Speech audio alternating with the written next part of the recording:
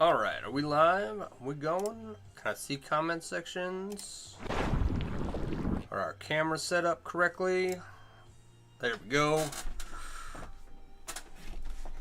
Let me get comfortable here. Alright, how's everybody doing tonight? What's going on? I am working on the corners of this inlay and it's coming along. We're getting there. Hey, Mech, how you doing? I did have a pretty good day. I did. Finally sat down and beat Tears of the Kingdom. My kiddo really wanted me to beat it because I did not know this at the time. But I had another game coming. And I get done with Tears of the Kingdom. I defeat Ganondorf, the Demon King, the Dragon Demon, and whatever else. There's like 4 phases or something of the end bad guy. So I get through all of that, and then I go to the Switch home screen, and there is Breath of the Wild right there, which we did not play. So... or we had not played yet. So my kid was very excited when I found my Father's Day gift early, because apparently he had that was his gift to me, and it's really a gift for me for him to play. So he's been playing it all day. Dang, you did it backwards. Yeah, I missed out on several Zelda games because I'm not a big video game player. So the last one I played... Hey, Barb, how you doing? The last Zelda game I played was Twilight Princess on the Wii. That was years ago. But there's been like Majora's Mask and Age of Calamity, Breath of the Wild, and then Tears of the Kingdom I got last year. Patrick, how you doing? Barb, life is good. Can't complain. Working through all my projects down here, getting stuff done. Working, finishing these corners. I'm going to run out of rings, so I'm going to have to order... I'm going to do black, yellow, black, silver, black, yellow, black, silver until I run out of yellow. Then I'll just do black, silver on these corners here. I'm adding the first silver row now. But I'm going to run out of black and silver rings fairly quickly. So I'm going to have to actually stop this project and work on something else for a bit until I can afford to buy some more rings for this to finish it. So that's fine. It's looking pretty good. I'm pretty happy with how it's coming out.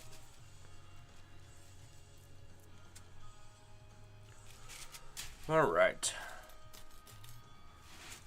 And I have plenty of other stuff to work on. I am actually honestly surprised I needed to order more rings for this, but it is what it is.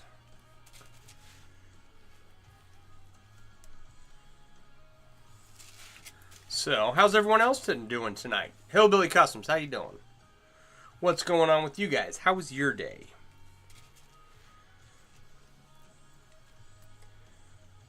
See here, I got up, I came downstairs, I worked on this most of the day, and then took a break to go hang out with my kid and watch, or finish Tears of the Kingdom, and then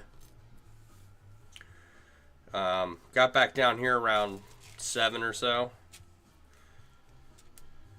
7:30 maybe. Being lazy today, been storming all day. How many hours a day do you work on this project? It's day by day dependent, but I try to get in a couple hours in the morning and then at least an hour and a half at night. So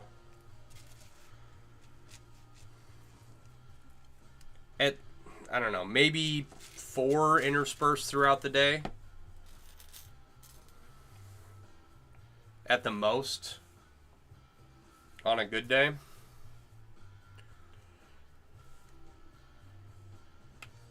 Nothing crazy happened today. That's good. That's good. I've worked in the medical field for the last 20 years, and I came to appreciate boring days. Right? Boring days were good days. Days where it got a little hairy, those were not the good days. Those were the bad days. So, you'll have the measurements for the second bracelet Friday. Hey, sounds good. Sounds good. I got it right here, ready to go. Whenever you're ready.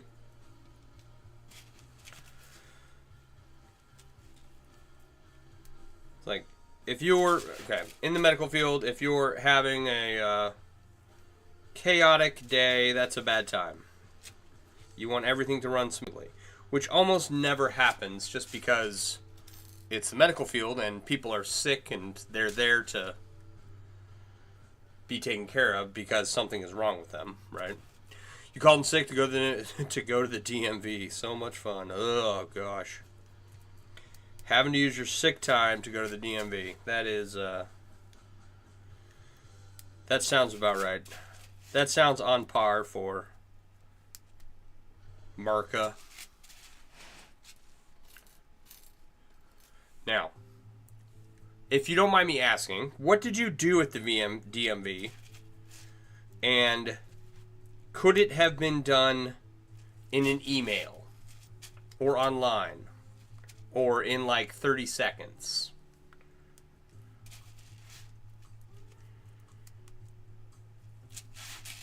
I try to avoid the DMV as much as possible, but not always possible, I suppose.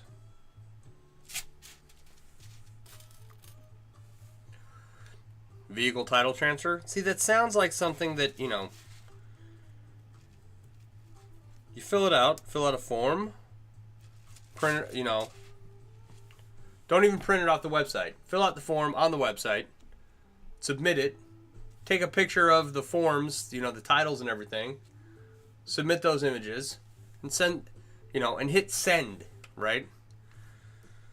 I don't know. What do I know? Nothing.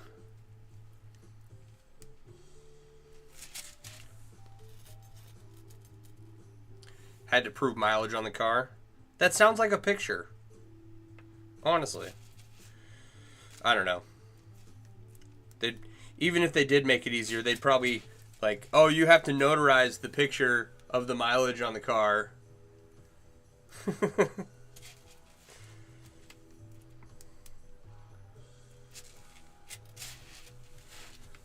But that whole, I don't know, that whole system is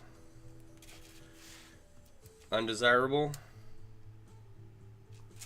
Why does the DMV need to know who the owner of a car is?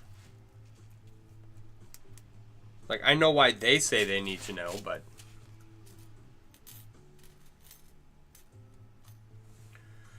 and it's just a being in the medical field has opened my eyes to the inefficiencies of government and bureaucracy, and whenever I have to deal with it, I lose my mind because of how dumb I think it is. Like, school was always to the slowest kid, right? Teach it to the slowest kid. That way everyone can get it. And I wasn't the slowest kid, so I did well in school and slacked off most of the time. Like, for example, my government teacher in my senior year said, if you do these 5 basic things for your binder and turn it in at the end of the semester, you will get a C. And I said, I have other things to do than worry about this class. So I did those 5 basic things, in addition to, like, passing some tests and whatnot. And I took the C for the class, right?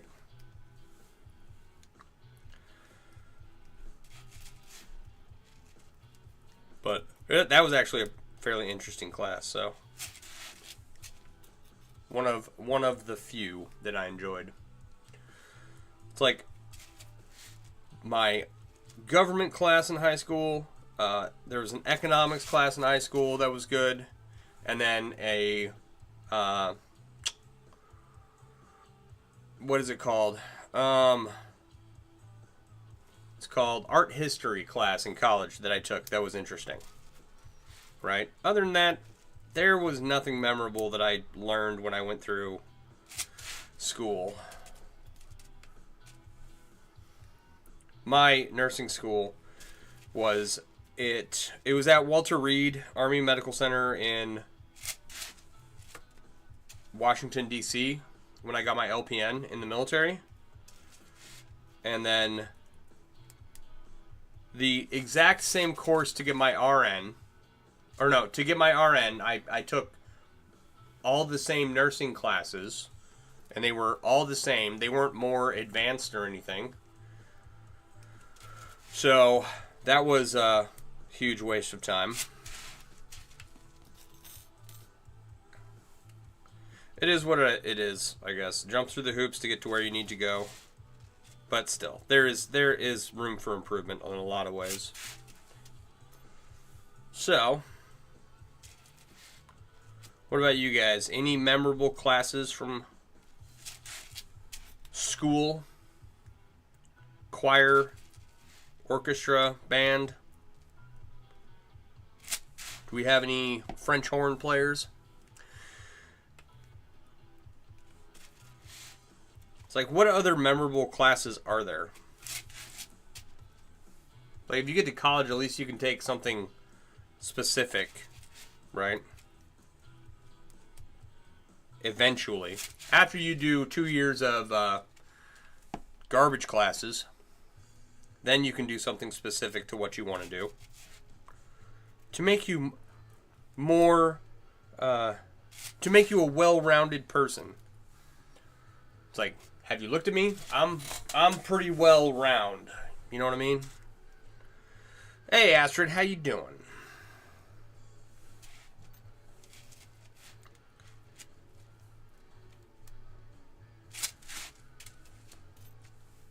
Physics? You enjoyed physics? I never got to physics. My nephew was big into math. He's a good kid. Graduating this year.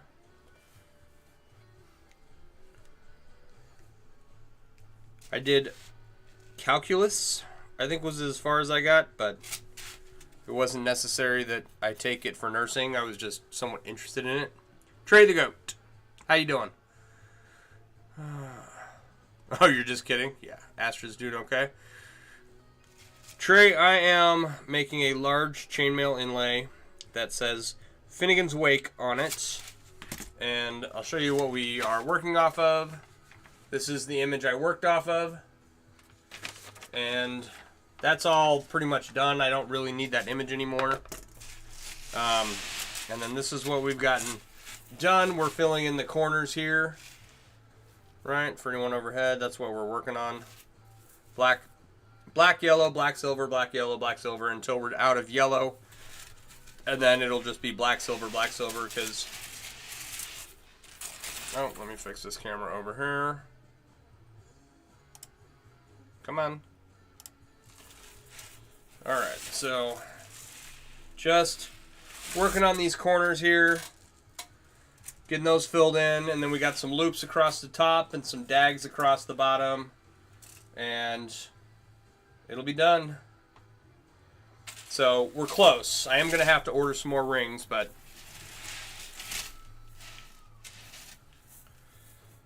we'll get there.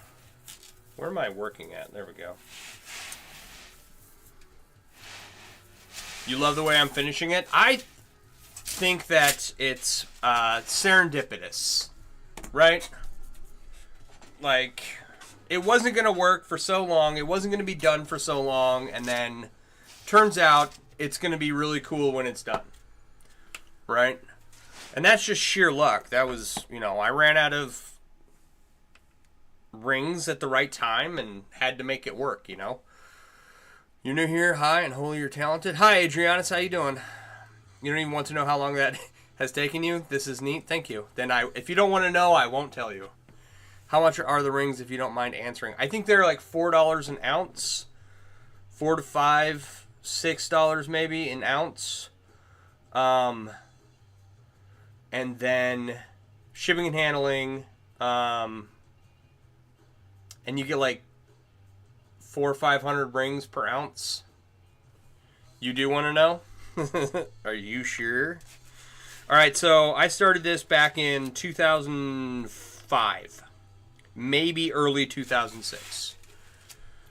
So, Finnegans Wake is a bar in Alexandria that I visited when I got back from Iraq. I just spent a year living with a bunch of people who I worked with and seeing them all day, every day. And I got back and lived in the barracks, and I saw all the same people all day, every day, because I lived and worked with them. And so on the weekends, I'd drive an hour to Alexandria with some friends.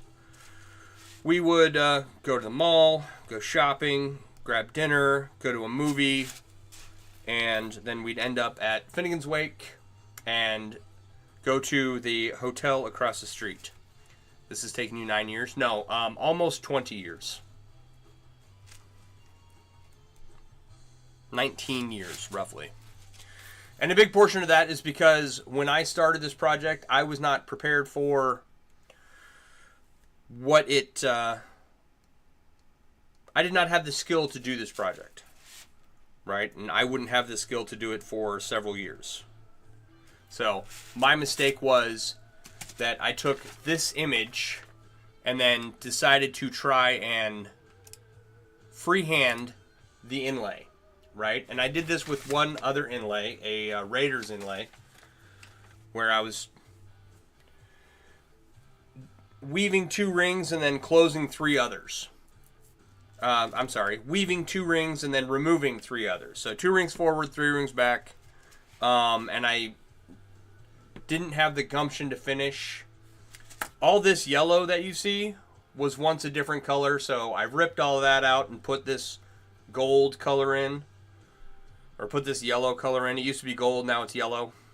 Orangish yellow. The black outline around everything was added in later. And so, like, I worked on it a little bit here and there. And then I started streaming, and the goal of streaming was to kind of hold me accountable for finishing up all my projects. And so, now, after 20 years, it's like...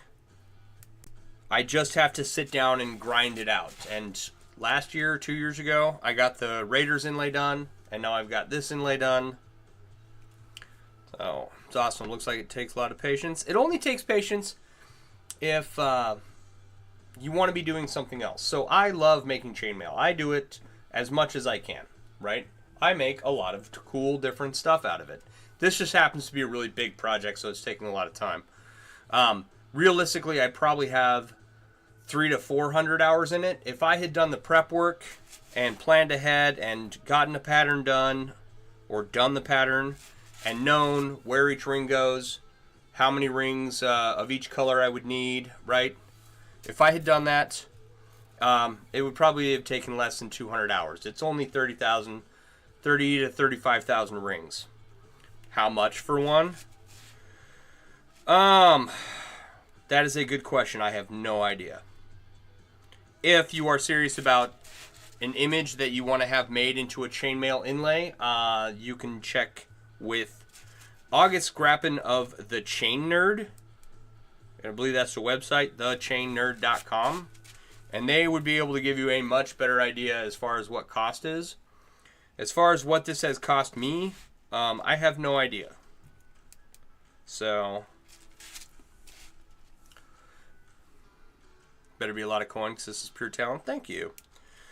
It's not like this was going to be a donation to the bar originally when I started it. I was like, I loved going there. They kind of like saved my life to give me respite from being around the same people all day, every day, right? So I was very grateful. I was just going to make the whole thing and have them put it on their wall. Unfortunately, that bar has since closed. So, if someone were to commission me to, and I accepted, to make an inlay this size with this many rings. And I did all the prep work, knew how many rings I needed of each color, how many, where each ring went, right? For 30 to 40,000 rings, it's somewhere between $8,000 and $10,000 at a minimum, I would imagine. You have to be careful how you word things. That's why I said coin, not the... Oh, okay. Yeah, I was talking a lot about some of the stuff that I experienced while deployed last night. And like the last 15-20 minutes of my stream, I got age restricted. TikTok hates you because you get around the barriers. I don't even know what the barriers are. I don't know what it was that I said, because as a medical professional, as an RN and a nurse of 20 years, the stuff that I want to talk about and will talk to other people about in person is very graphic, right? And so I was trying to be really careful not to say anything really graphic on stream. And then I still got age restricted. So I don't know where the barriers are. I just try to keep that stuff to a minimum. It's like, in the comments, it wouldn't let you put the M word in. Interesting. I mean, there is the standard, like, language filter on. Pretty sure that's something I turn off and on. And I'm pretty sure I left it on. Just, you know, just because. I didn't know that the M word was not allowed. But yeah, it would be an expensive thing to purchase from someone to get custom made. For sure. Oh, it's a TikTok issue? Yeah. Like I said, I try to remain very non-confrontational when it comes to these things. Censorship and whatnot. Or language filtration, or whatever it is they call it. So, but yeah. I mean, I'm working... Okay, so... This cube that I'm working on, right? Everybody loves a good jelly cube. Once it's done, there will be about 44,500 rings in it. And I wouldn't separate from it for anything less than 10 grand. And that is probably on the low end of what it would take to get someone to make this for you, right? So...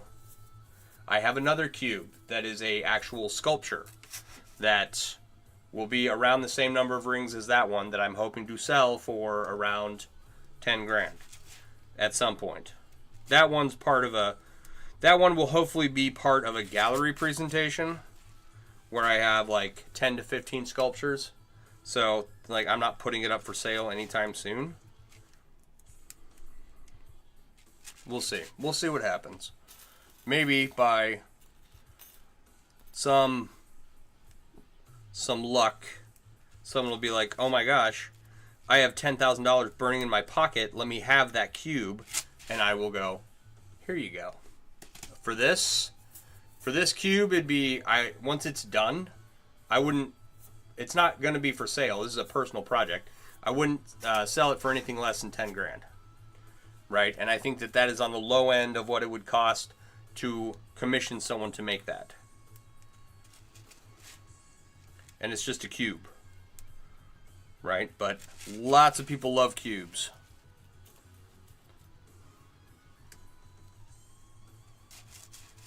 They are super fun. I wish I had the time to make one for everyone. Which is why I sell chainmail print items, because I don't have the time to make chainmail for everyone. I realized that a long time ago. The material for these can't be cheap at all. I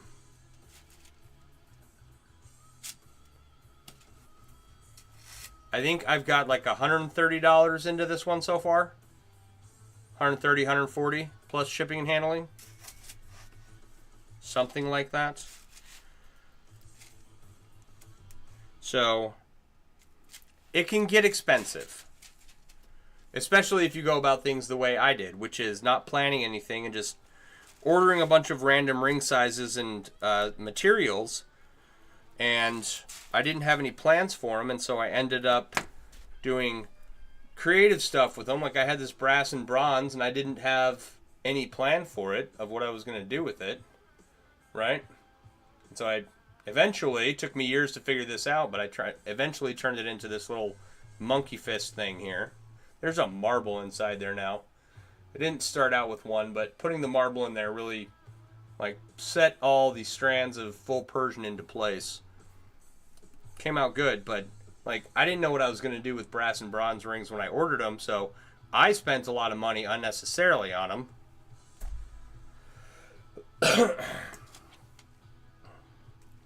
It's like if you are someone who monitors every penny, you know, you can probably make and sell quite a bit of stuff for not too expensive of material costs, especially if you have your own coiling and cutting setup, which I will set up eventually, but it's going to be a bit.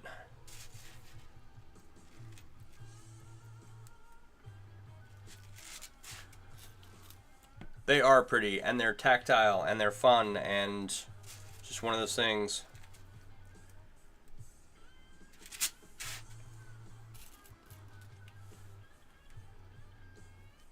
It's fun to make, it's fun to play with, it's fun to get creative with it, and just, you know, it's of the things that I'm good at in life, right? I was good at my job, being a nurse, and I'm good at chainmail. I'm a decent father most of the time. When I'm, you know, not letting my child play for hours on video games, which is all the time. This is so satisfying. You can watch you do it all day. It's fun. It lets you do something with your hands and talk at the same time. I usually just sit and like listen to music or watch podcasts or whatever. And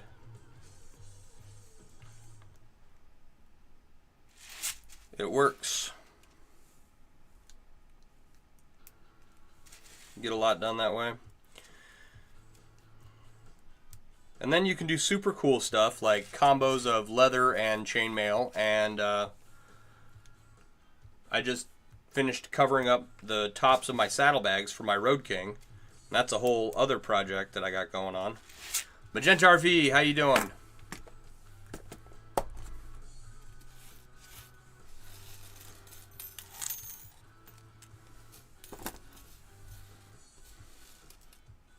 I want to say, let's see here.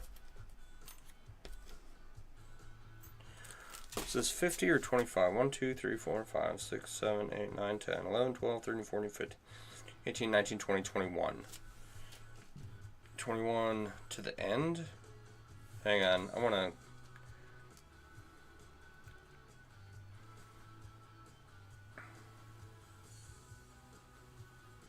One, 2, 3, 4, 5, 6, 10, 11, 12, 13, 14, 15, 16, 17, 18, 19, 20, 21, 22, 23.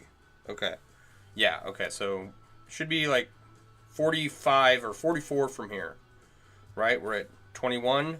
So we have 23 to go. Okay. We will definitely run out of rings, which is fine. It is what it is. The black and silver I can get more of, so we'll use up we'll add probably one more yellow stripe all the way around, maybe two, we'll see. And then we'll do black and silver loops across the top and black and silver dags across the bottom, and call it a day. That'll be it. How was my day? My day was good. I beat Tears of the Kingdom finally, and I have this habit in games where I don't like to rush through the game. So with Tears of the Kingdom, I had like a ton of the costumes, a ton of the outfits, a ton of the armor, I had upgraded a lot of them. Am I mixing the different greens? No. I don't have to do that anymore, and so I don't want to. So I have one of these full of a different green. It's like an olive green, where this is kind of like a forest green. So I do not want to mix them. But I ran around Tears of the Kingdom for like 2 months, and I had everything. I had the house, I had all the weapons, I had all the depths explored, I had all the Sky Islands explored and everything. I had everything you can get, all the missions done, all the stable rewards, right? These are all just like in-game stuff that you can do and get, right? Thanks for the share, appreciate you.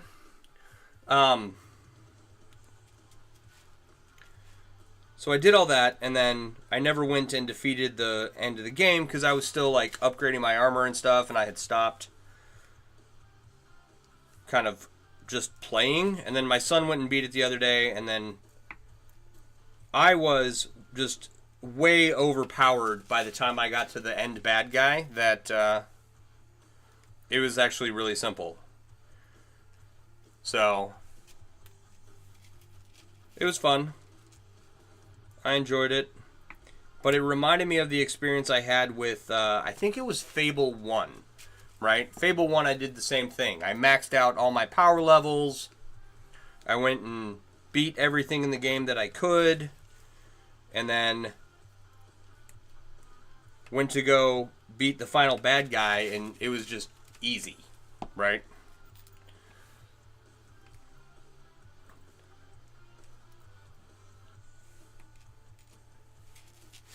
So, but that was fun. Games, I'd play it again if I had time.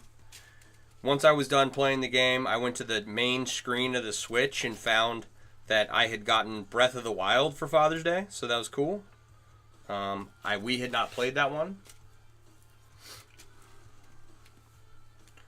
So now we're, my son is upstairs playing that right now, and I'm going to let him play that for a little bit and try and get some stuff done down here. Long as he's having fun.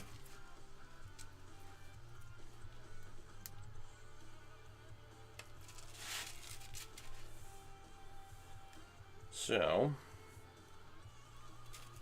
other than that, made some dinner, made chicken tacos tonight. They were not, they were edible. I'm not a great cook. The food that I make is edible, right? Most of the time, I make stuff that can be reheated in a bowl, have some crackers thrown across the top, some cheese maybe, like chili, and edible is the best. It is. It is. I've got a white chicken chili. It's like a McCormick seasoning packet thing. So I've been making that. And it's just like chicken and beans in a seasoning packet. You're good to go. Simple stuff, right? Because I'm just not a good cook, and I'm not interested really in being better. So, but if we ever want a good meal, my wife can cook like a professional chef, and she's really good. So, like, I don't miss out. Thank you for the follow. Appreciate you.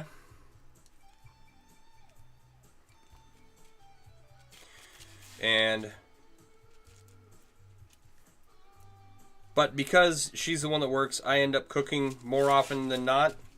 And so I have to make the food tolerable. But yeah, most of the food that I make,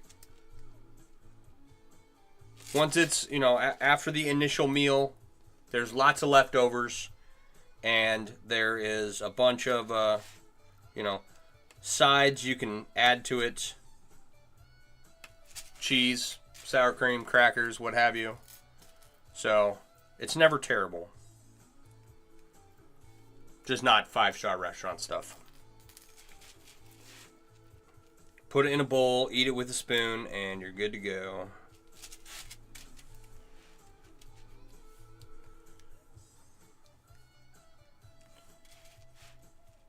So I am just working on this one corner tonight. I think it's probably the best way to demonstrate like how this looks or how this is gonna look. I'm not going round and round. I'll do all that later.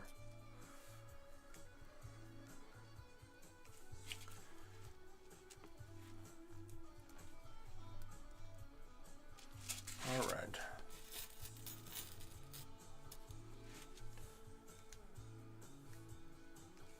So I didn't do much else today. Went to the gas station and I'll go upstairs. Once I'm done streaming, I'll go upstairs and check on my kid and have. I told him that he should get good at Breath of the Wild so that he can teach me how to beat it.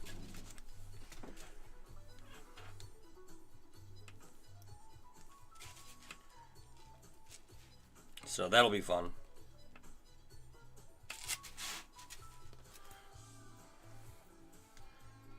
Where are we at here?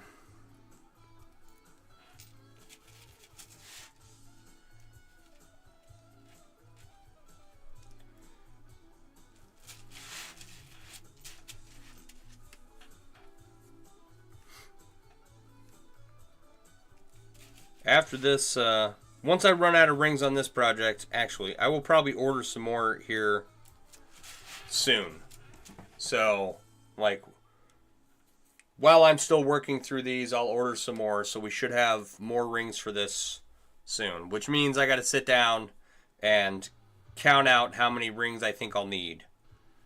Right? So that'll be fun. Take a day to do that. Well, no. Take a few minutes to do that. It won't take me that long. That way I don't order too many and don't have too many rings left over. Family court, doctor appointment for you, doctor appointment for daughter, and a bunch of other stuff today. Fun. Fun. That doesn't sound like something I'd like to do. Oh, you know what? I'm sure it was exhausting. The other day, I took my dog to the vet and thinking he had a UTI. And they were like, no, it's not a UTI. He's got a high level of protein in his urine. He's got proteinuria. My little Chihuahua Beagle mix from the streets of San Antonio. The dog I never wanted. Free dog. Most expensive dog I've had. But yeah, he's having trouble. And took him to the vet. They're going to call us tomorrow. They drew his blood to try and figure out what was going on. See if it was a kidney issue. Maybe we need to change his diet. Maybe we just need to not give him treats from BarkBox. So, we'll see. We will see what happens. I wait with quiet exhilaration to find out how to fix my dog. He is getting older. I think he's 11. So, and he's, of the two dogs, I like him more, mostly. But every time I sit down upstairs to, like, relax, that's when he's like, okay, now I need something. So he comes and he dances around until he dances around and he goes, oh, oh, oh. And it's like, oh my, okay, what do you need, dog? It's never convenient. Especially if I sit down in my chair. I got a chair in the corner of the room. It's not like a lazy boy. It's like just a regular couch chair thing, right? And I got a pillow for my lower back, and then I got a pillow on one side, an armrest on the other, an ottoman out front, and I get my little blankie out, and I cover up my feet, and I'm getting ready to take a nap, and that's when my Chihuahua Beagle decides to come down and let me know that he needs something. And he'll sit about 6 feet away and just go, ah. It's like, dude. So then I have to get up, let him out, feed him whatever he needs. Most spoiled, rotten dog ever.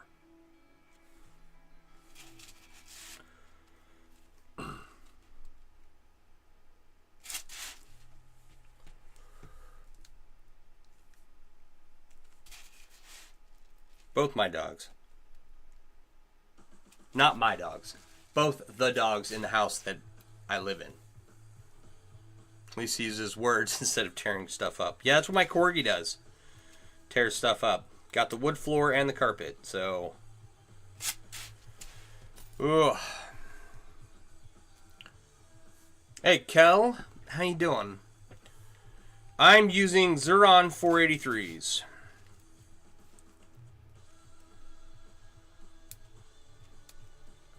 I can show you exactly what that means. The writing there... Oh, it's backwards. Second line should be XEWARO and 483. Is that right? Oh, no. The first line is 483. But it's backwards. For you. Sorry. Thank you for the follow. Appreciate you. And... Oh, and... So... I don't know. I don't have an iPhone, so I can't go check the Apple App Store. But I do have an app on the Apple App Store. Or at least I did. I think it got pulled because Apple was being stodgy with their crap. And I got to pay them $200 to keep my stuff up. So, you've been thinking about upgrading to them? I recommend it. I was going to say that inside the MailWorks app on the Apple App Store and the Google Play Store, there is a list of tool recommendations, and these are on there. And if you click that tool recommendation, Amazon will pay me a small amount of money for you clicking that link. It doesn't cost you anything more, right? It's my Amazon affiliate link. But I think the MailWorks app is off of Apple at the moment. I think I had until the 31st of last month. So I haven't done it because it's going to take me like a week of digging through crap to figure out what they want exactly. So I was just like, all right, let it lapse for now. But it should still be up on the Google Play Store. And I will be sitting down for a week and fixing all of that and correcting the icons and adding a whole bunch of other cool stuff to the app to make it useful for new and veteran chainmail artists. So, but yeah, you got Google Play, download it. Yeah, download it, check it out. There's a Discord in there. We got a couple people hanging out in there. It's fun. It's free, and it's just a tool with a large list of resources for kind of collected for the chainmail community, right?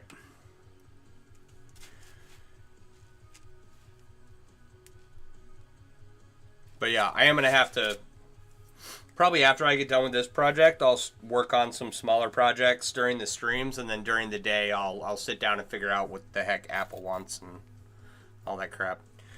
I'll figure it out at some point what they need. As far as, like, I don't have much good to say about Apple or Google on the front-facing side of things. On the back end, I'm sure it's all because of legal issues, but on the back end, it's a massive headache to do anything back there. So I try to avoid it. You've been working on the project for a while. What's the end goal? Okay, so this is what I was working from. This image right here. I don't know if anybody over here has seen it. Right?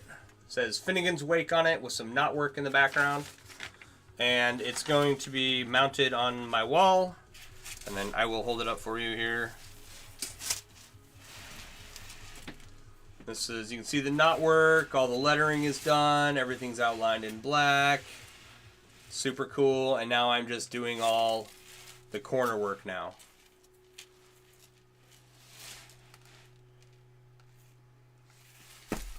So I've got loops across the top to do and dags across the bottom. And where's the side I was working on?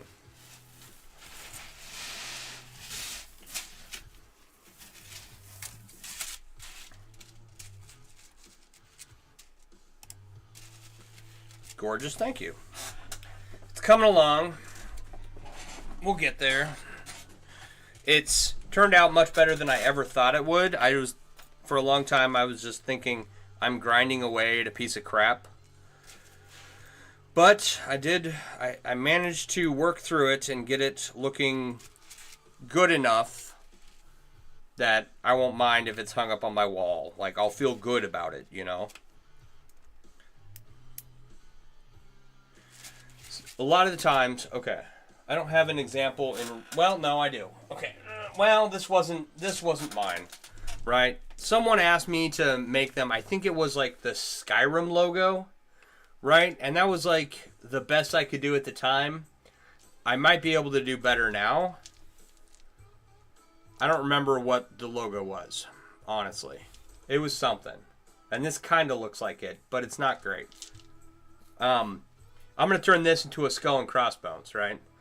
So if I have something that I don't like, normally I'll rework it and rework it and rework it until it's something that I think looks good. I just did that with a Byzantine piece I made. Work on your first knee-length tunic. After then it's coif time. Right on. Gotta get up at 5 a.m. tomorrow to bring 19-year-old kid to bus station for a trip to New York City. Have fun with that. No template. You would not be able to eye it. Hey, Patience, how you doing? No, the only thing I worked off of was this image. And when I started it, I didn't have the skills to do this by hand, and that's why it's taken me 19 years. Little by little, it slowly got worked into a better piece with many rings taken out and rewoven. So, actually, speaking of projects that I don't like and I'm going to work on some more, I have a coif that I started. I got some additional rings for it to make it the mantle drape longer. But the way it sits on my head, I'm going to rework that. So that is also an example of something that, yeah, okay, it's there. It's kind of a coif-like thing, but I'm going to rework it until I like it.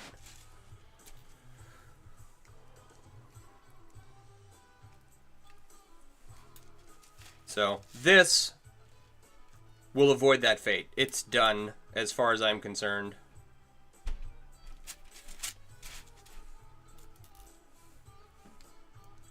But yeah, I have a lot of stuff that, well, not a lot. I have some projects that I'm reworking. I have some projects that are started as one thing. Like I have a shirt. It was all black and stainless steel, and I could not get the rings to finish it, and so that became my motorcycle project. That's what I used to cover my saddlebags, and you have to print a grid, place it on the image, and color every ring. Yeah, 100%. That is what I should have done. That would have saved me a lot of time and effort and frustration and grief. And if I were to do this over, or any complicated inlay that doesn't have straight lines, for one, I wouldn't use this ring size. For two, I wouldn't use European 6-in-1 as the weave for the inlay.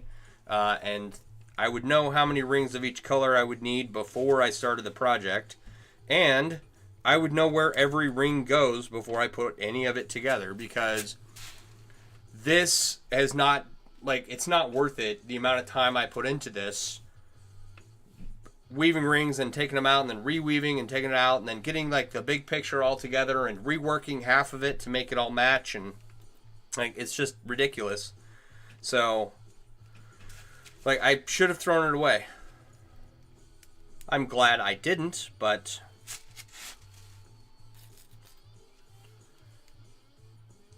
it would have been a better use of my time to do something else. However, I don't really have a better use of my time except to finish this and other projects laying around my basement. So, thank you for the follow. Appreciate you.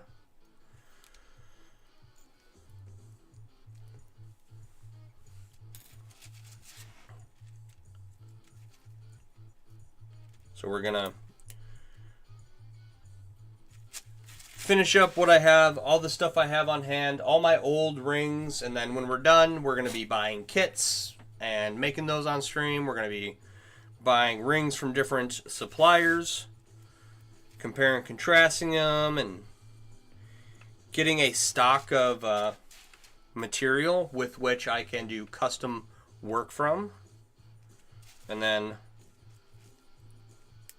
couple of tool additions like power supplies and coil and cutting setups and all kinds of fun stuff. From this distance, the pattern, the silver and yellow, looks kind of Aztec. Oh, right on.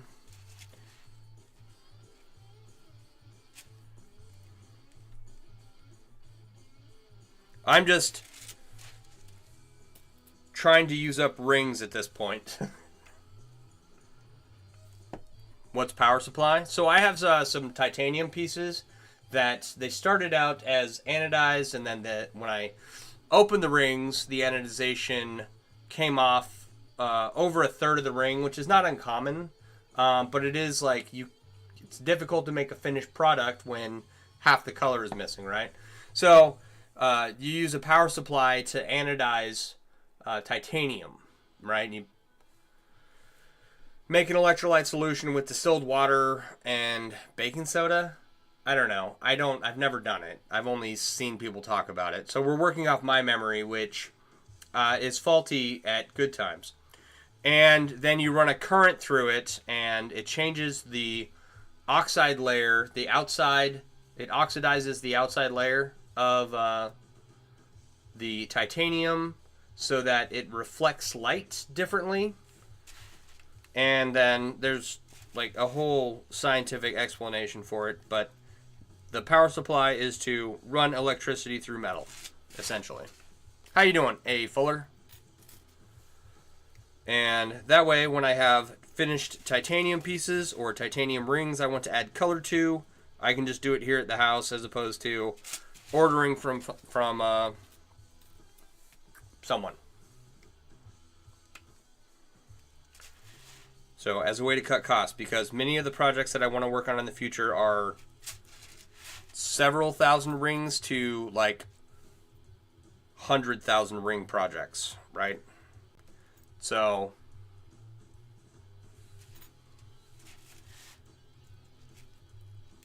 I need to cut the cost down as much as possible. And the longer you leave them in, they'll end up different colors. Yeah, and if you change like the voltage, right? Like the more power, the less power, you'll get different colors that way. So it's something I need to practice with and do some experimentation with and get some charts, because I know there are charts for anodizing different grades of titanium. So I will get all of that hopefully soon. I was going to buy the power supply this month, but the wife just quit her job and actually just got a new one, so that's good. But she's probably not going to get another paycheck until August, right? Close to August. So what does it cost in the machine? A power supply? Like you can get one for $60-$70 off of Amazon, and then they just go up from there. So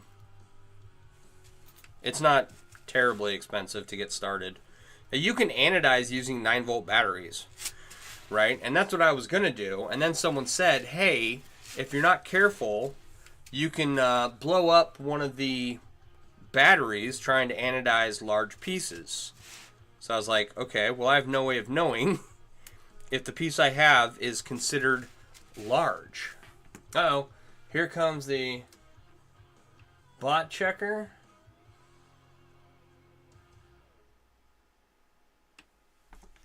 So, what's the top end? Like for what I'm doing, the people who have recommended the machine that they use to me, it was like $300 to get started, and then like $500 for the whole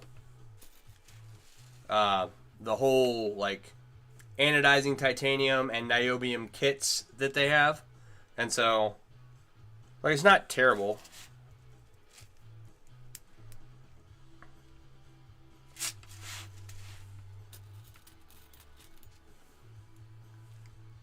But it's just a power supply. You plug it into the wall, and then it gives you control over the wattage and the amperage and the voltage, and I don't know what all the knobs do. I'm not a electrician. I just am going to learn all of that at some point. That is, I don't have one to use, and so I'm waiting to sit down and... Right, I have a basic knowledge of it from watching other people do it. That's about all I have. And the minimal... My raffle will pay for that by itself. We'll see. I don't know how to price the raffle, right? It's like... I don't know.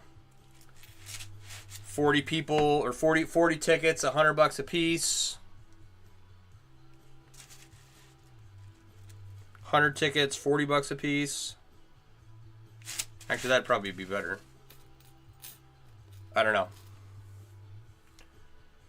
But that whole project, that whole raffle project's sitting in a bag right here, getting ready to be made. I don't know when I'm going to get to this. But yeah, that'll be fun.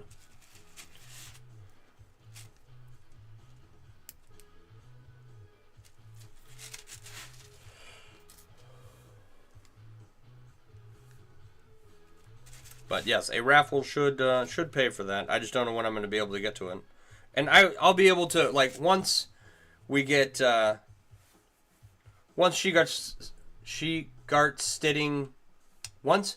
starts getting paychecks again, then I can be like, okay, I can spend the cash I have on hand to get something like that. Almost done? We're almost done, Hope. We are. You want to see it? When is the last time you saw it? We are all done with the lettering and the knotwork, and we are finishing the corners, and then got loops across the top and dags across the bottom, and then it'll be done.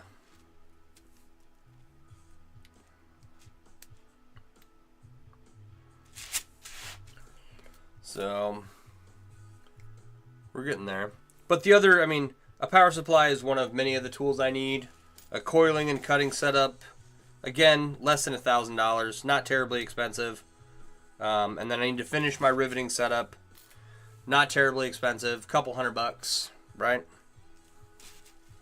All right, and that is done. We go back to yellow now.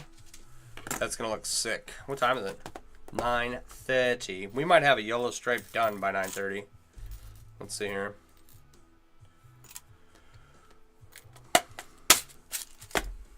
Let me pop this camera. Uh-oh.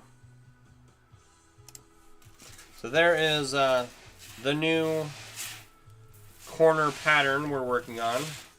Right there. And then there's all the knotwork and lettering, and that's all done. And we're just filling in these corner patterns here. Doing black, yellow, black, silver, black, yellow, black, silver, all until it's all filled in.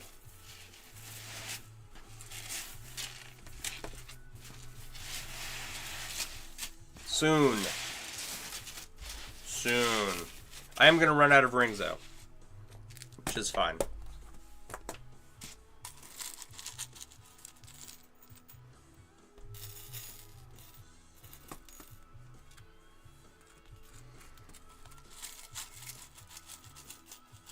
Oh, I want to work from the other direction. I need to flip this whole thing upside down.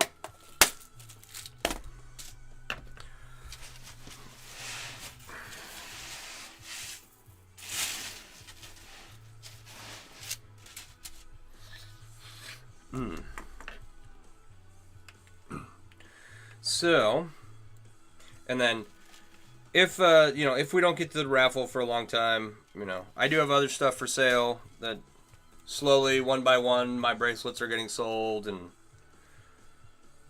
I've got some more bracelets and necklaces that I got to make that are gonna get done, right? But yeah, once the paycheck situation gets settled down, I will figure out a way to purchase the power supply at that point. All right, how often do you run into an incomplete ring? So these are incomplete, discolored, or marred rings. That's just like mostly black, right? And that's not all the black, but that's probably the black stuff that I've pulled out from just working on the corners. Maybe 1 in 100, where you run into a incomplete or a problem with the ring where, like, the saw just that's way too wide. Can't use that. It's not bad, and it is batch dependent. Sometimes you will have more problems with different materials or different colors. It just depends.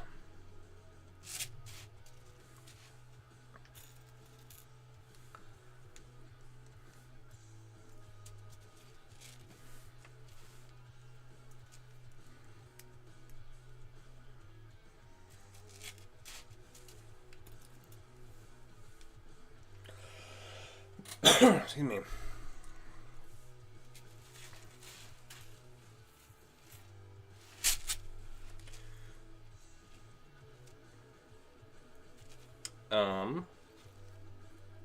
I did have like some 18 gauge 3/16 stainless steel that I like batch after order after order. Like half of them broke, but TRL fixed that issue back in the day. That was ages ago. So, then I have rings from them that have been doing just fine for a long time. So, it just depends.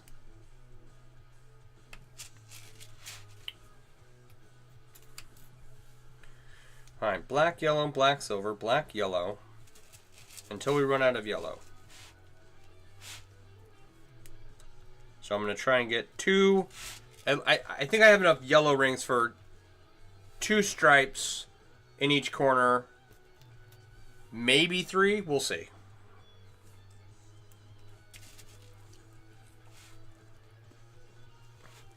Like, when I realized that I needed to plan this project better, I did order a lot of this color yellow, right? Fortunately. And then... Actually, no, that's not what happened. That's not what happened at all. I'm a dirty liar. Okay. Actually, this color yellow was the reason why I stopped at one point on this project. Because, like, the yellow that I had for this was, like, gold color. Kind of pale yellow. Right? And this was... It's very orangey yellow. Much closer to what the t-shirt design of this is, right? It's a green shirt with orangish yellow knotwork and silver lettering.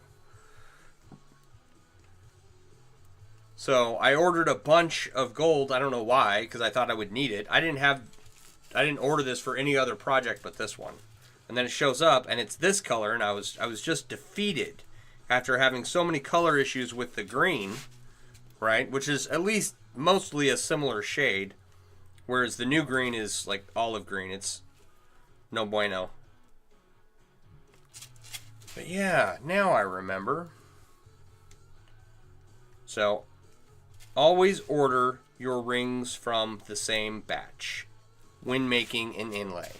So that they are the same color. Lesson learned, along with all the other lessons learned in this inlay. Yeah. That doesn't match at all. It's like a bronze. So it took me 20 years, but I did eventually learn something from this project, and it turned out okay, and I'm finally happy with it, but no intention to make something of this size in the future as an inlay. I do think that someone made a large Harley Davidson inlay, and I was jealous. I wanted to buy it from him. But he did not want to sell it, like so many projects. And I thought, you know what? I've got a bar, I've got space on my wall, and I know how to make one. So I might make myself a Harley Davidson inlay in the future, like a large one. We'll see. We'll see what happens. I think that one is fairly straightforward. Like there's patterns for it, you know what I mean? And it's black and orange. Maybe we'll add silver in there as well.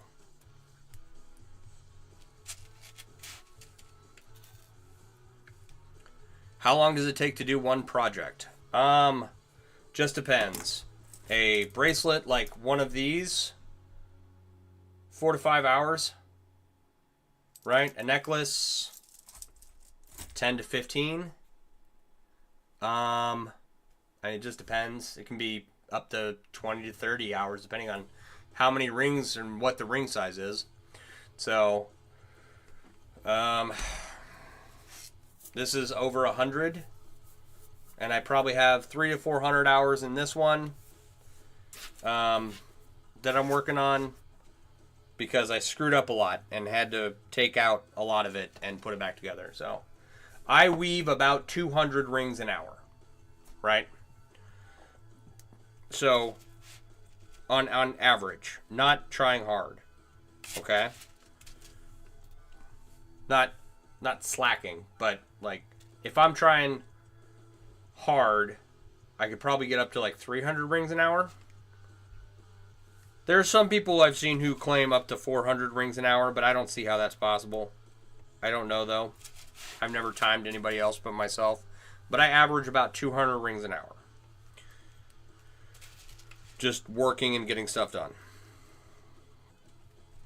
And so that's usually like I'll finish a project, count the rings, divide it by 200, and that's how I figure out how many hours I put into it. This has like 30,000 rings in it right now, somewhere between 30 and 35. It may have,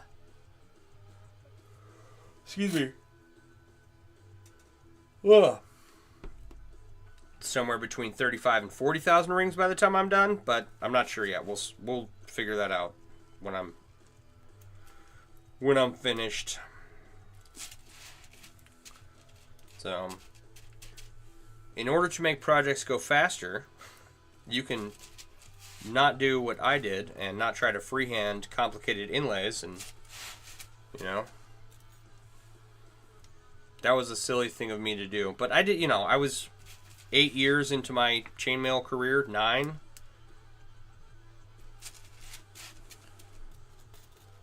And there were not the resources back then like we have today, right? I was the only person in Boise, Idaho who I knew that made chainmail. I did end up eventually meeting a couple of other people. What? Okay. Did your bracket fall out? Okay. My kid's tooth fell out. Naturally. I didn't, you know. He's got a bracket up there, so that was our concern. Because if the tooth fell out, would the bracket come out with it? But where was I? Yeah, so it wasn't until I was deployed in 2004 and had some free time while on deployment in the computer lab that I was like looking for resources, and I stumbled across the Ring Lord, right? And I'd already been making chainmail for like 8 years at that point, and none of the stuff that I made was really all that good. So from 2004 forward is when the stuff I made started to get better, and in the last 15 years is when I've really done like some awesome work. Now what I need to do is finish up all these awesome projects I have laying around. They're so awesome, why aren't they done?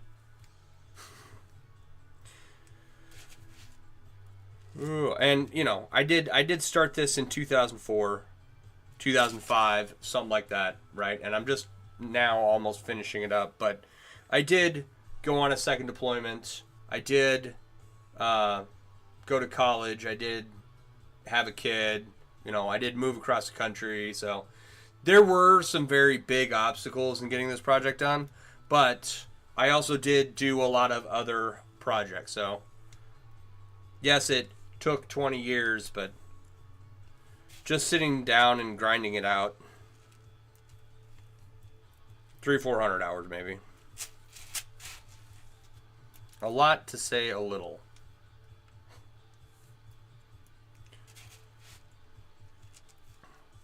And everyone is different. Every weaver is different. Also, this is an inlay that's going to hang on my wall, right?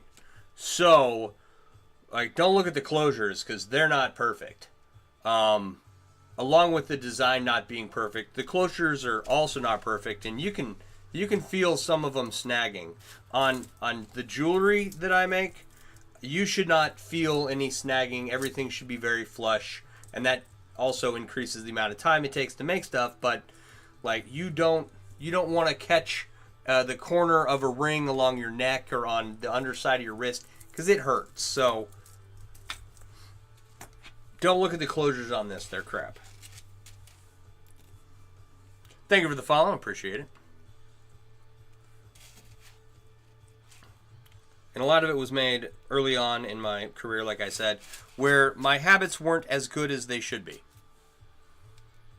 So that's part of the reason why I do this, is just like, hey, let's show people that they can make chainmail at home, and they can make cool stuff like this, and people will think it's magic. Because someone showed me when I was 14 and did me the favor of letting me know what my lifetime work would be, right?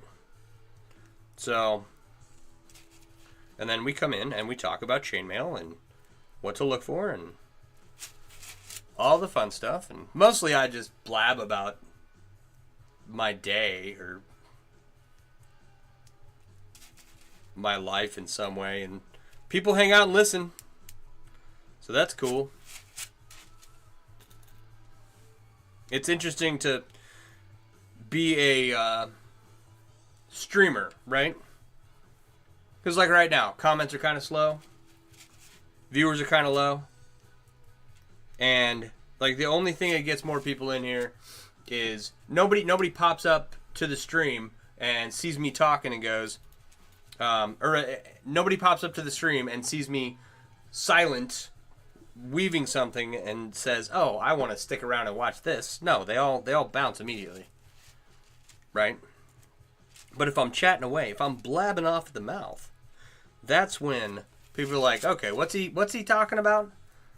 And then they like see what I'm doing. They're like, "Oh, holy crap!" So that is usually why I normally just blather on if there's no one saying nothing else. Does that make sense? Nothing's worse than coming up on someone else's stream, and I've tried to do this.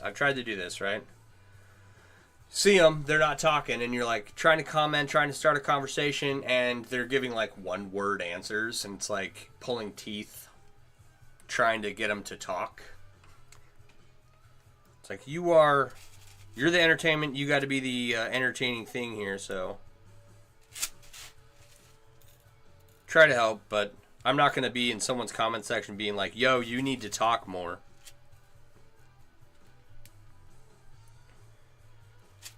And I don't run into that too often, but it has happened. Thank you for the follow. Appreciate you.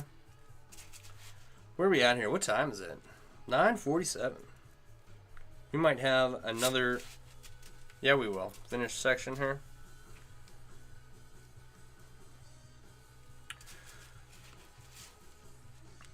So I remember one time when I went to this bar, the first time I went to this bar, my buddy...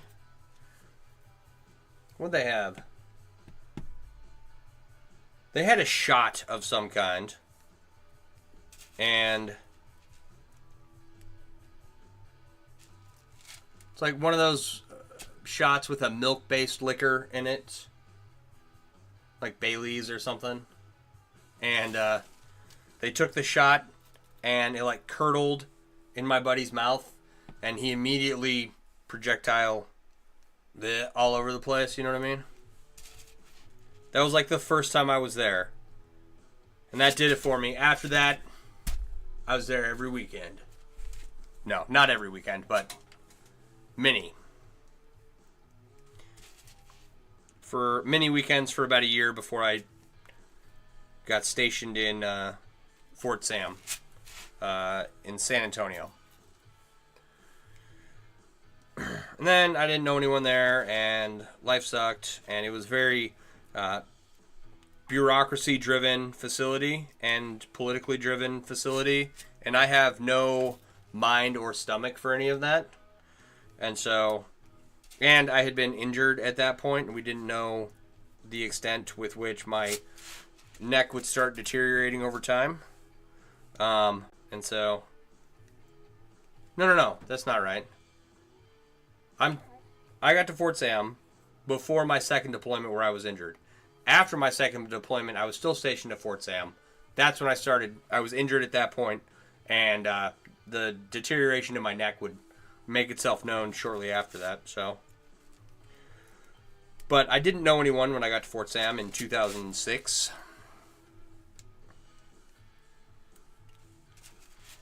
Was it 2006? Yeah, 2006. So I stayed going to Finnegans Wake for a year, from July of 2005 to June of 2006, and then went to Fort Sam, Houston. Worked in a couple of different places: hematology, oncology, the burn unit, med surge, a lot of different aspects of the hospital. And Brooke Army Medical Center, which is now San Antonio Military Medical Center, is a level 1 trauma center.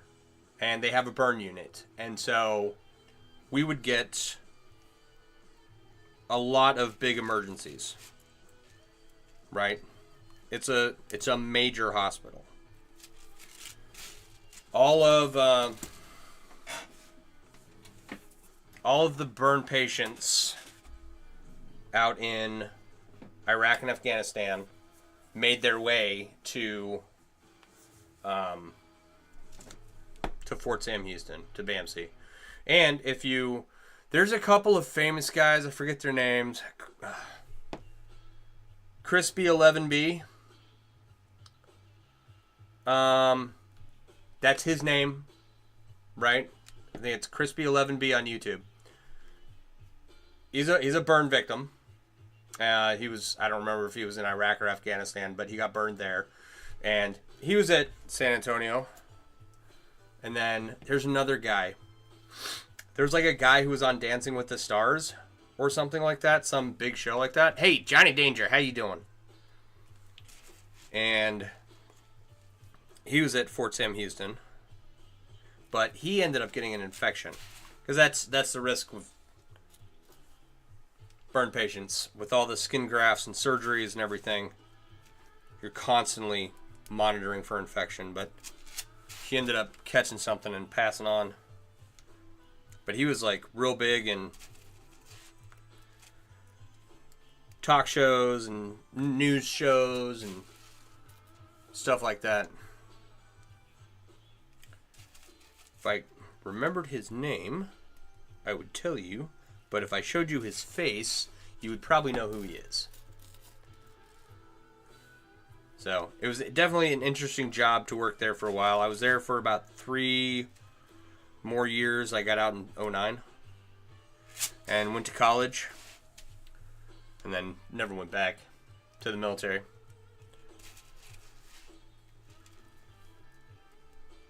I don't think they would have let me back in, but... Johnny, what are you up to tonight? We're just finishing up this strip of yellow here.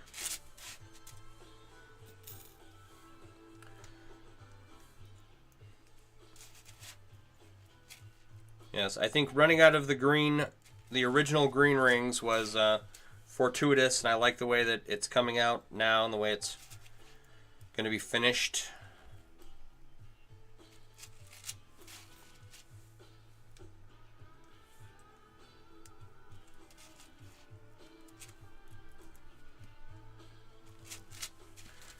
And then probably tomorrow, I'll sit down and try and figure out how many more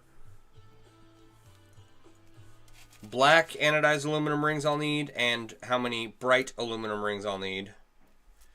And I'll give a guess, because what I don't want to do, I don't want to order too many, right?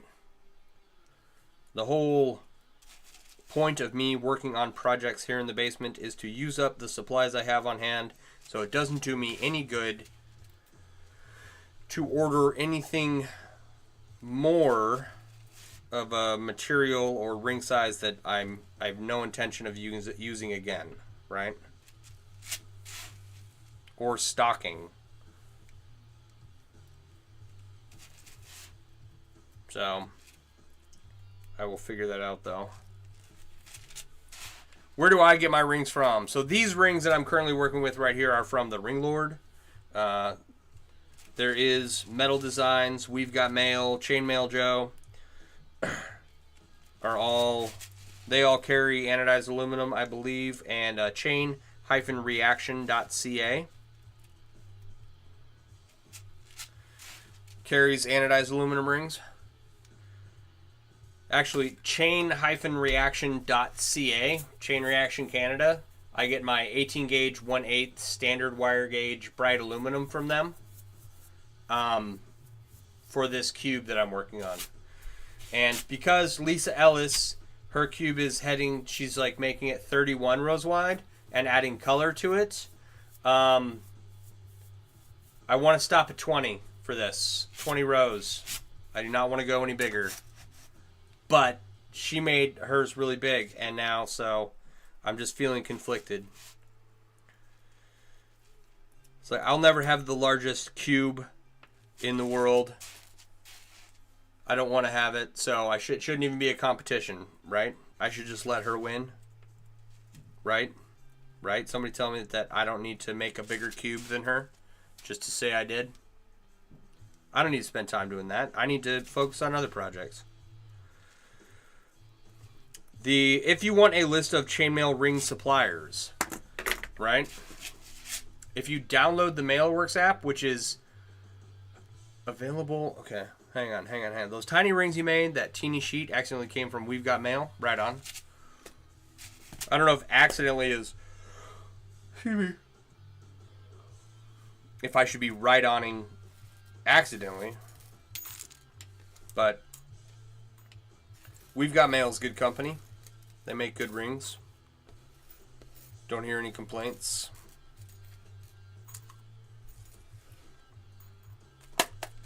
All right. Those are all put away. I'm going to hold this up. You can all take a look at the corner we just got done working on. It's not finished, but, you know, none of the corners are. That's what it's going to look like. Black, yellow, black, silver, black, yellow, black, silver, until we run out of yellow. And then it'll just be black, silver, and we'll do black and silver loops across the top to run a rod through. And that'll be cool. And then at the bottom, we'll do black and silver dags, and it'll all look kind of fancy and like intentional. And did I inspire Lisa Ellis to make the giant cube? No. Lisa Ellis is a force of her own inspiration in a lot of ways. How long has this taken? I probably have 300 to 400 hours into it, just because it took like, I would weave 2 rings and take 3 out. And yeah, took a long time. The better part of 19 years. I made a lot of different stuff in that time, but I started this back in like 2005, 2006, somewhere in there. And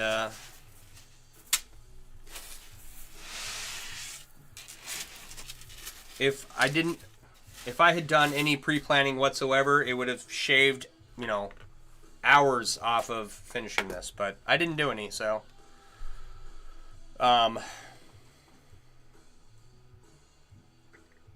so I'm stuck with it. Just, I'm done now, right?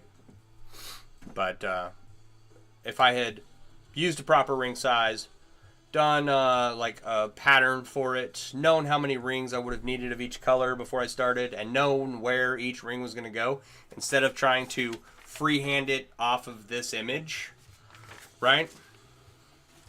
It would have gone a lot faster. So learn from me. Also, if you want a list of chainmail manufacturers and suppliers, you can get one that has multiple manufacturers and suppliers on it in the Mailworks app.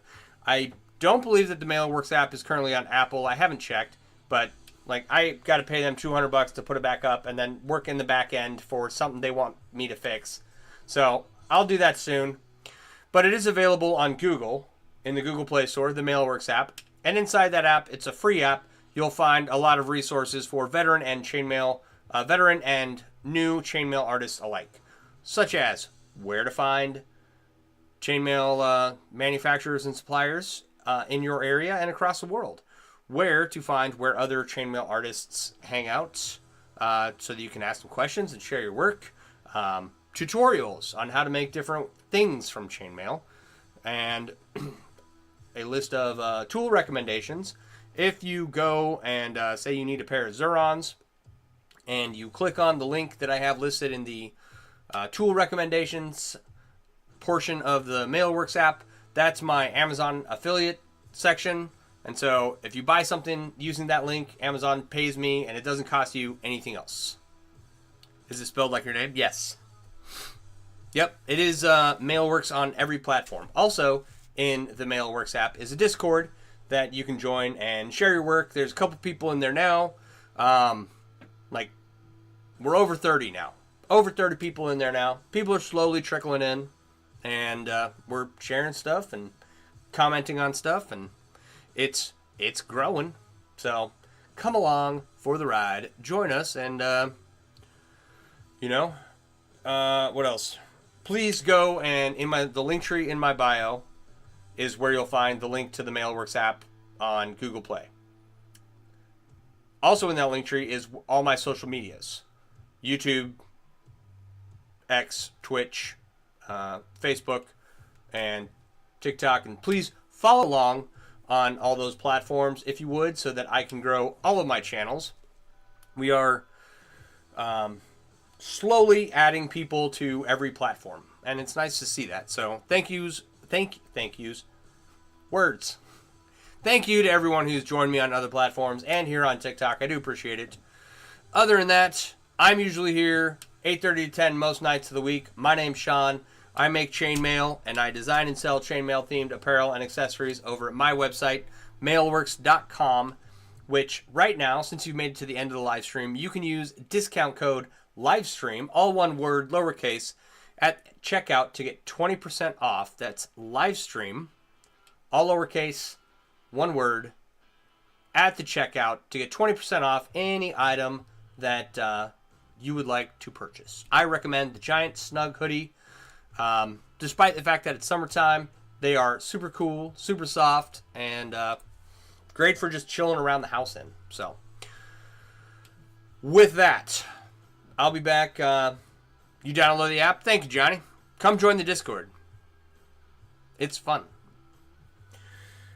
With that, I'll be back most likely tomorrow night. I can't be on here every night, but I try to get on here 3 to 4 nights a week. Sometimes I can go like days at a time, but you know, I got family and stuff like that, so I try to get on here and just, you know, hang out, show people stuff, and BS about stuff. So once again, thank you all for hanging out. I wouldn't have kept doing this a long time ago if there weren't people, you know, watching, participating and stuff. So I really appreciate you guys. Thank you very much. You all have a wonderful evening.